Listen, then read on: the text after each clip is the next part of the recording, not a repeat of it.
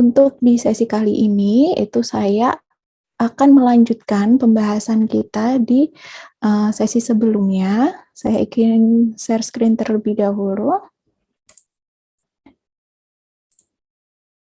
Nah, ini saya mengambilkan dari modul akuntansi keuangan yang disusun oleh Ilham Satria. Nah, kenapa saya mengambil ini? Ini karena sejalan juga dengan topik pembahasan yang akan kita lakukan, yaitu membahas terkait laporan laba rugi, neraca, dan juga arus kas. Sebelumnya, di sesi pertama sinkronus, kita kan sudah mengenal apa itu akuntansi keuangan, gitu. Kemudian kita juga sudah mengerti apa itu laporan keuangan dan pelaporan keuangan. Nah, sekarang kita akan mempelajari jenis dari laporan keuangan. Ada 3 jenis yang kita pelajari untuk malam ini, di mana total laporan keuangan yang lengkap di dalam PSAK nomor 1 itu sebenarnya ada 5. Yang pertama laporan laba rugi, kemudian ada laporan arus kas, neraca atau bisa juga disebut dengan laporan posisi keuangan, dan yang keempat ada laporan perubahan modal dan catatan atas laporan keuangan. Gitu. Nah, laporan keuangan itu kan kita kenal, dia adalah laporan yang memuat informasi keuangan yang nantinya itu akan digunakan untuk pihak internal maupun pihak eksternal dari perusahaan. Pihak internal ini siapa saja, gitu kan? Pihak internal itu adalah manajemen. Jadi orang-orang yang bekerja di perusahaan tersebut, ada manajer, ada karyawan. Gitu. Kemudian untuk pihak eksternal atau pihak luar ini itu siapa saja? Itu bisa terdiri dari supplier. Kemudian bank ini ketika perusahaan misalkan membutuhkan adanya pinjaman gitu. Nah, nanti dari bank itu sebagai kreditor dia akan melihat laporan keuangan untuk memutus apakah perusahaan ini akan diberikan kredit gitu. Kemudian informasi itu juga dibutuhkan oleh pemegang saham dan bisa juga dibutuhkan oleh pemerintah gitu ya sebagai regulator. Nah, kita melihat di sini bahwa penggunaan dari laporan keuangan ini banyak gitu ya, penggunanya itu bermacam-macam. Sehingga laporan keuangan yang dihasilkan oleh manajemen itu harus memiliki kualitas yang tinggi. Nah, bagaimana caranya untuk menjaga kualitas laporan keuangan? Itu kan kemarin kita sudah sempat menyinggung terkait adanya standar akuntansi. Nah, kalau standar akuntansi di Indonesia itu namanya ada PSAK. Nah, PSAK ini itu merujuk atau mengadopsi dari standar internasional IFRS, walaupun konvergensinya atau proses adopsinya ini masih belum 100%, tetapi sudah mengarah ke sana. Nah, selanjutnya tadi, untuk kualitas laporan keuangan, bagaimana caranya agar manajemen ini dia bisa menghasilkan laporan keuangan yang berkualitas, gitu kan. Ada beberapa syarat. Yang pertama, itu harus bisa dipahami oleh pengguna. Jadi, laporan keuangan itu harus dibuat dalam bahasa Indonesia. Dan apabila disajikan dalam bahasa selain bahasa Indonesia, contohnya bahasa Inggris, maka seluruh informasi yang ada di laporan keuangan itu juga harus sama dengan yang versi bahasa Indonesianya, gitu ya. Jadi tidak ada perbedaan informasi, walaupun di sini penggunaan bahasanya berbeda, tetapi harus kontennya ini tetap sama. Kemudian yang kedua ada periode pelaporan. Periode dari pelaporan keuangan itu pada umumnya mencakup 1 tahun. Periodenya adalah 1 tahun. Tetapi ketika di keadaan luar biasa gitu ya, perusahaan itu harus mengungkapkan alasan mengapa periode di dalam laporan keuangan mereka ini bisa lebih panjang atau lebih pendek dari periode 1 tahun. Nah, itu harus diterangkan. Kemudian harus ada juga keterangan yang menjelaskan fakta bahwa jumlah dalam laporan laba rugi, laporan perubahan ekuitas, laporan arus kas, dan catatan atas laporan keuangan itu tidak bisa diperbandingkan karena adanya perbedaan periode tadi. Kemudian yang ketiga, laporan keuangan itu harus bisa dibandingkan antar periode untuk menggambarkan adanya perkembangan perusahaan. Nah, nanti akan menjadi bahan evaluasi dari pengelolaan modal yang dilakukan oleh manajemen salah satunya. Gitu. Kemudian konsisten dalam penyajian. Jadi untuk klasifikasi akun yang ada di dalam laporan keuangan, di setiap periodenya itu juga harus konsisten. Yang kelima, andal. Nah, andal ini maksudnya apa gitu ya? Andal itu berarti bebas dari pengertian yang menyesatkan atau bahasa-bahasa ambigu dan kesalahan yang material gitu ya. Laporan keuangan ini itu juga harus disajikan secara jujur dan wajar.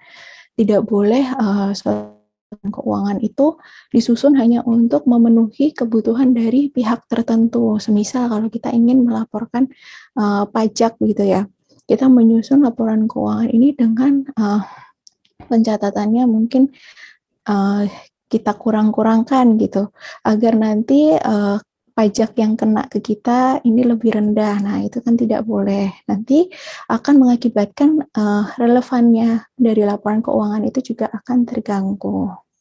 Nah, relevan di sini itu kenapa dibutuhkan laporan keuangan itu harus syaratnya relevan, itu juga salah satunya untuk memenuhi kebutuhan dari pengguna laporan keuangan di sini, agar keputusan yang diambil berdasarkan pada informasi yang ada di dalam laporan keuangan itu bisa tepat.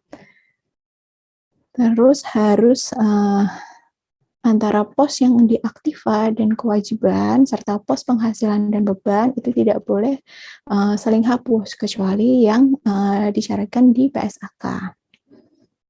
Yang terakhir ada materialitas dan agregasi. Materialitas itu apa? Nah, materialitas itu adalah istilah untuk mengemukakan sesuatu informasi yang wajar untuk diketahui oleh pengguna laporan keuangan, gitu ya. Kemudian untuk yang agregasi. Nah, agregasi ini apa? Agregasi itu jadi contohnya akun-akun yang ada tetapi mungkin dia sifat dan fungsinya ini hampir sama, itu bisa digabungkan dalam satu pos gitu. Contohnya seperti apa? Kita masuk ke LMS dulu ya.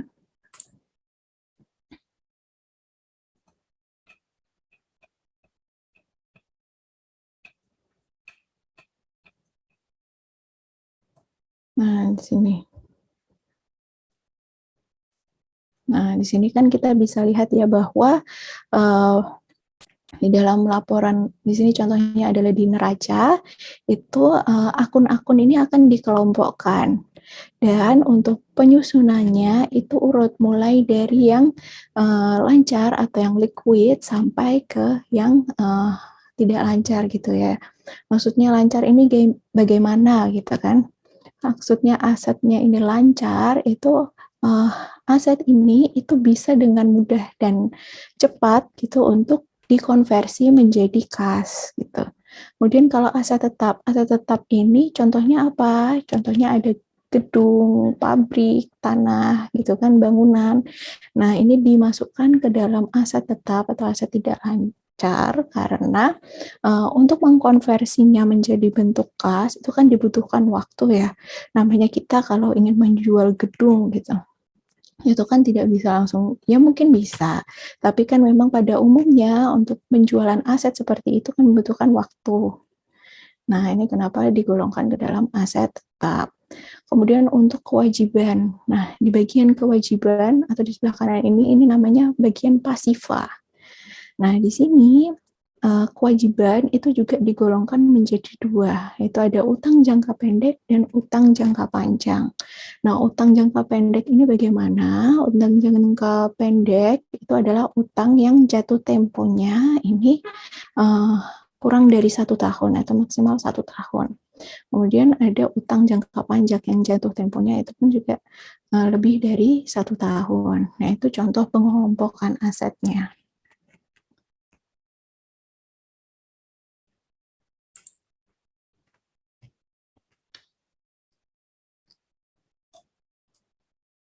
Nah, untuk yang terakhir, syaratnya agar kualitas laporan keuangan ini terjamin gitu ya, itu adalah laporan keuangan itu harus tepat waktu, agar manfaat yang ada di dalam sebuah laporan keuangan, informasi-informasinya itu bisa digunakan untuk pengambilan keputusan yang relevan gitu.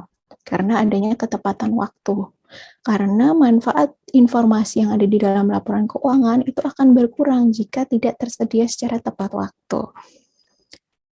Nah, tadi sedikit review ya terkait apa yang kita bahas di pertemuan sebelumnya. Nah, sekarang saya akan masuk ke neraca. Tadi saya sudah memperlihatkan bentuk neraca itu seperti apa ya. Nah, jadi di dalam neraca ini akan ada aktiva, kemudian ada kewajiban dan juga ekuitas. Nah, komponen ini itu juga kita kenal sebagai persamaan akuntansi.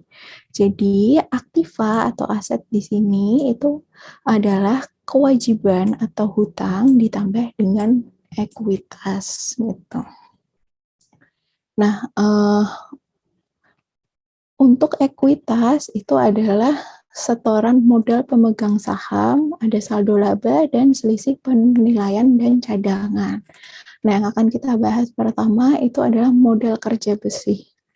Modal kerja bersih itu bagaimana gitu kan, dalam menjalankan usaha sehari-hari atau kegiatan operasional dari sebuah perusahaan, itu kan dibutuhkan adanya dana yang dikeluarkan untuk menggerakkan aktivitas perusahaan tersebut, gitu kan. Dananya untuk apa gitu kan? Contohnya adalah untuk membeli bahan baku, kemudian untuk membayar gaji dari pekerja, gitu kan. Nah, modal kerja itu adalah investasi dalam aset jangka pendek atau aset lancar. Karena kan tadi ini untuk kegiatan operasional perusahaan sehari-hari, jadi masuknya nanti ke bagian persediaan. Kalau kita lihat tadi,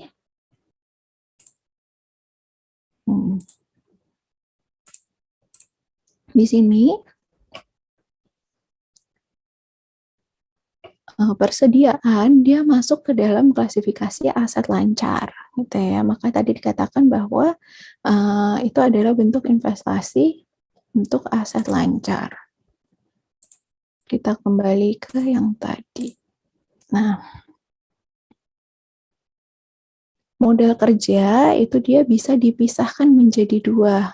Yang pertama modal kerja kotor dan modal kerja bersih. Nah, modal kerja kotor ini bagaimana? Itu adalah jumlah atau total dari aset lancar.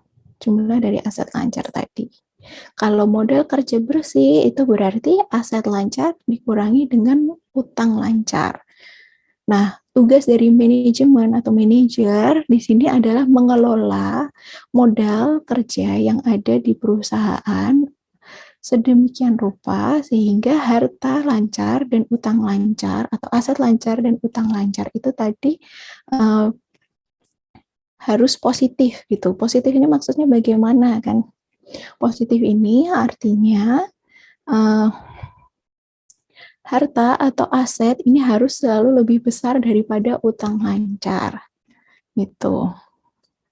Karena kalau misalkan sebuah perusahaan ini utangnya lebih besar daripada aset yang dia miliki, itu kan akan menimbulkan suatu masalah besar gitu ya bagi perusahaan. Bagaimana dia bisa uh, melunasi hutangnya kalau dia juga tidak punya aset? Gitu. Ini pasti juga kalau dalam proses analisis kreditnya itu atau pengajuan kreditnya pasti tidak akan disetujui. Gitu. Nah,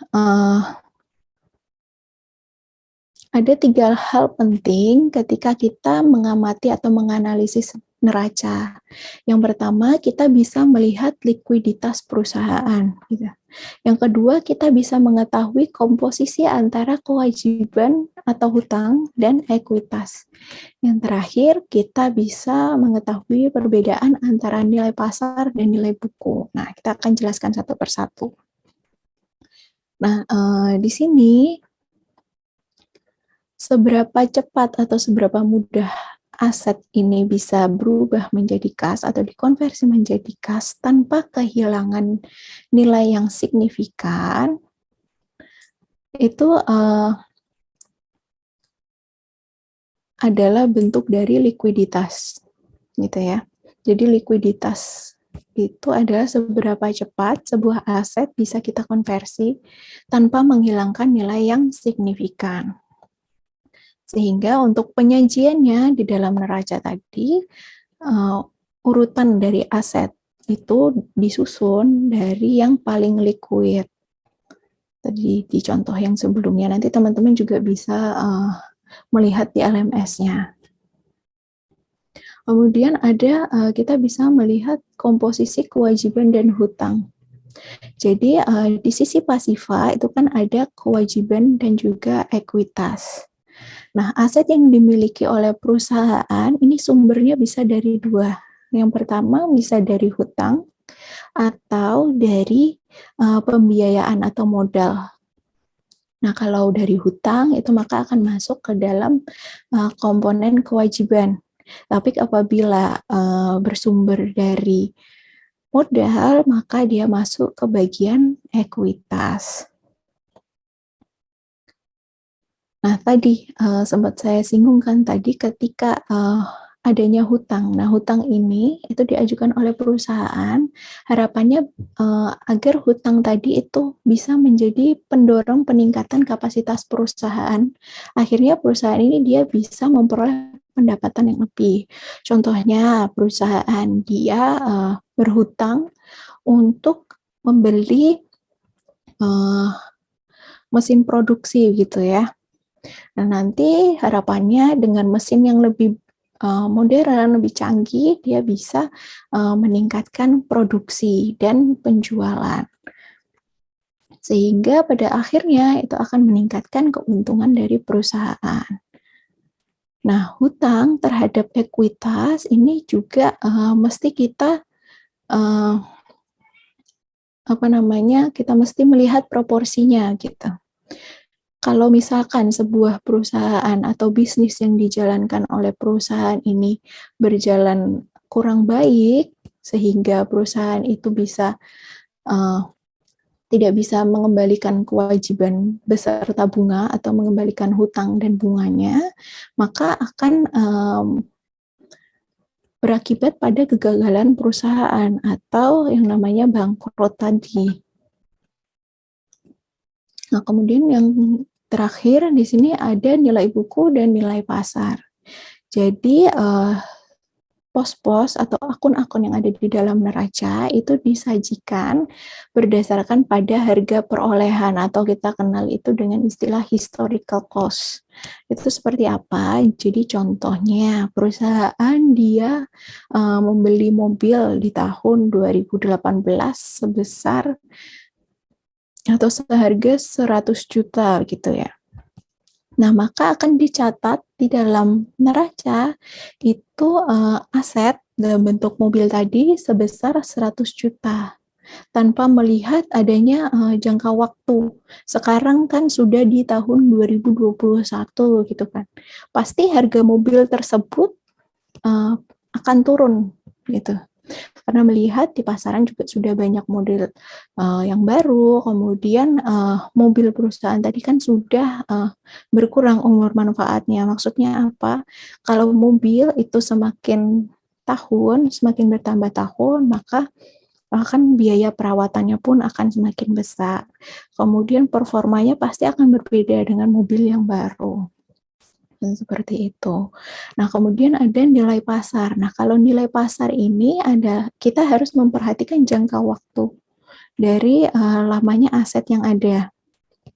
Jadi, semisal tadi mobil yang kita miliki di tahun 2018 itu dihargai seberapa gitu di tahun ini. Itu biasa kita sebut dengan nilai pasar. Jadi ketika mobil itu akan dijual saat ini, nah itu adalah nilai pasar yang berlaku.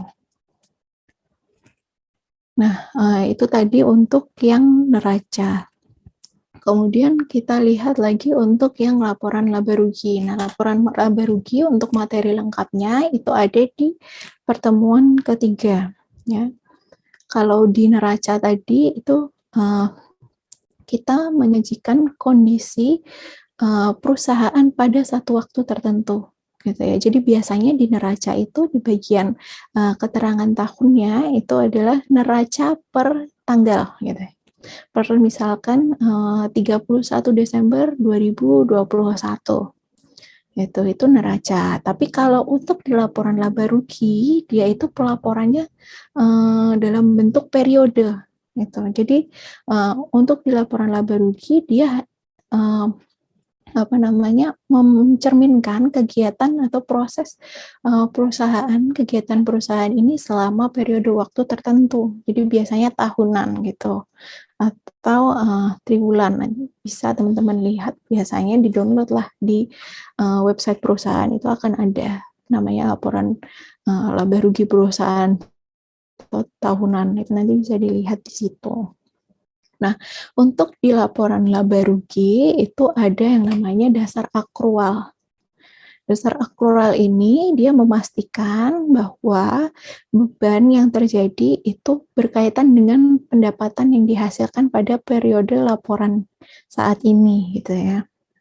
Jadi pendapatan itu diakui pada saat periode terjadinya, dan beban itu juga diakui pada periode saat beban itu terkait atau ada muncul beban.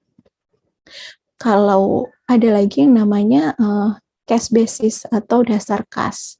Kalau kas itu kita bukan mengakui saat terjadinya transaksi, tapi diakui itu saat adanya penerimaan kas atau pengeluaran kas gitu.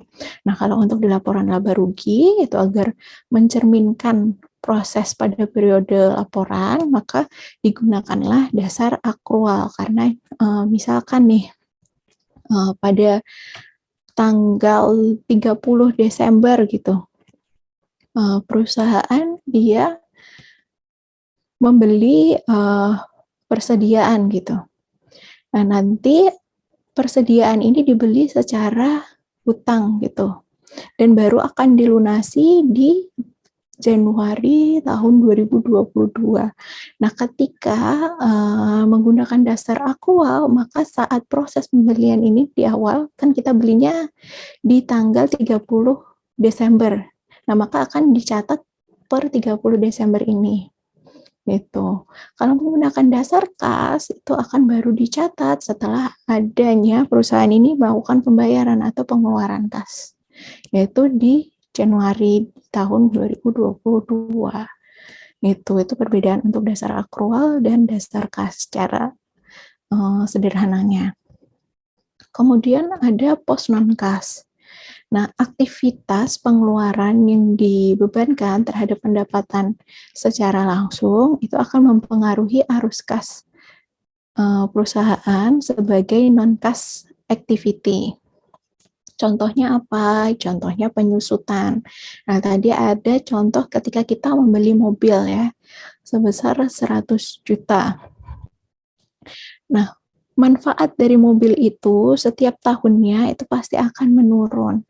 Tetapi di sini itu bukan jumlah kas dari perusahaan yang berkurang, tetapi angka akuntansi dari mobil tersebut.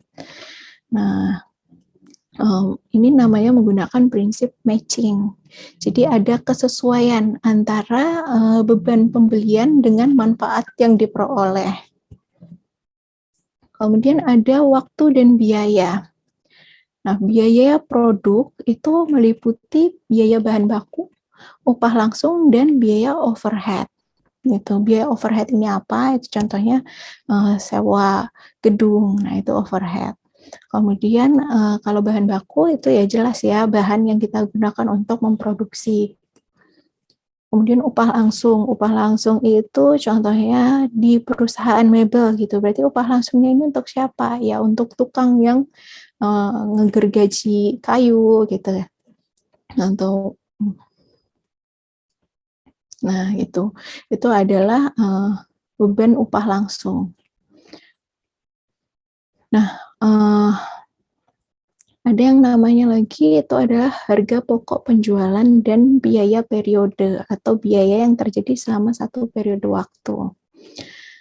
Nah, ini dikategorikan menjadi beban penjualan dan biaya umum. Kalau biaya umum ini contohnya adalah biaya-biaya administratif. Misalkan di bagian akuntansinya di perusahaan mebel tersebut. Nah, kan dia tidak langsung menggergaji kayu gitu kan dan membuat kursi, itu tidak. Tetapi ini tetap ada biaya yang harus dikeluarkan untuk menggaji akuntannya. Gitu. Kemudian yang terakhir itu adalah laporan arus kas. Laporan arus kas di sini itu menjelaskan penerimaan sumber dan pengeluaran kas gitu. Nah, untuk laporan arus kas itu nanti kas ini akan diklasifikasikan menjadi 3. Yang pertama itu berdasarkan aktivitas operasi, kemudian yang kedua itu berdasarkan aktivitas investasi, dan yang terakhir itu berdasarkan aktivitas pendanaan. Nah, informasi tentang kas itu penting bagi investor dan juga kreditor karena nanti akan terlihatlah dari laporan arus kas tersebut bagaimana perusahaan ini memiliki kemampuan untuk membayar utang gitu atau membayar dividen berdasarkan tersedianya kas di perusahaan. Nah, kita bahas satu persatu. Yang pertama, arus kas dari aktivitas operasional. Nah, aktivitas operasional ini berdasarkan dari transaksi penjualan produk perusahaan. Contohnya tadi perusahaan mebel, berarti yang masuk dalam arus kas aktivitas operasi itu apa? Berarti ketika kita memperoleh pendapatan dari penjualan mebel, atau ketika kita mengeluarkan uang atau kas untuk pembelian bahan baku. Nah, ini masuk ke dalam arus kas dari aktivitas operasional.